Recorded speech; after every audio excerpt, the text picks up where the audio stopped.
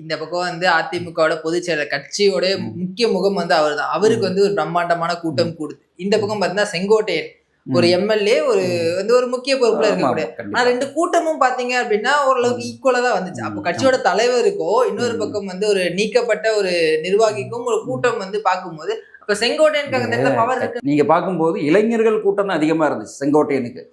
அப்போ அவரோட அனுபவத்தை விட கம்மியான வயசு உள்ள இளைஞர்கள் அங்க வந்து எப்படி வரவேற்றாங்க. செங்ஸ் வாழ்க.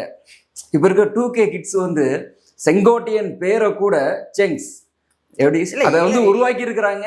அது வந்து அப்படியே எல்லாமே கூப்பிடுற மாதிரியும் இணைய நியூஸ் சேனல்கள்லையுமே வந்து தமிழ்நாளுக்கு செங்ஸ் கொடுக்க ஆரம்பிச்சிட்டாங்க. அப்போ இதை வந்து இவ்வளோ காலம் அரசியல் இருந்த ஒரு மேதை தானே செங்கோட்டையன் அப்படின்னு எவ்வளோ வாய் நிறைய கூப்பிட்ட பேரு தாவைக்கான் பேர் எடுத்த உடனே செங்ஸ்ன்னு மாறிடுச்சு. ப்ரோ வாங்க ப்ரோன்னு சொல்லி அங்கே ஒரு இடத்துல வீடியோ போடுறாங்க. நீங்கள் வாங்க நம்ம அரசியல் பண்ணுவோம், புரியுதுங்களா?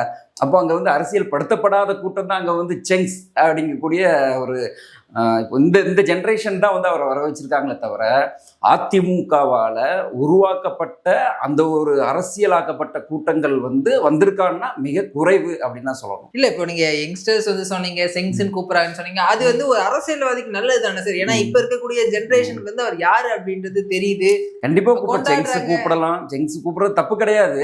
நீங்க சொன்னீங்கல்ல கூட்டம், அந்த கூட்டம் வந்து அரசியல் படுத்தப்பட போற கூட்டம் தான், அரசியல் படுத்தப்பட்ட கூட்டம் கிடையாது. இன்னும் ஓட்டு உரிமை இருக்கான்னு கொஞ்சம் செக் பண்ணிட்டோன்னு வைங்க, நல்லாவே இருக்கும். இல்ல அதுக்குதான் SIR போயிட்டு இருக்கு, பண்ணிடுவாங்க, கூடிய சீக்கிரம் ரிசல்ட் வந்துடும்.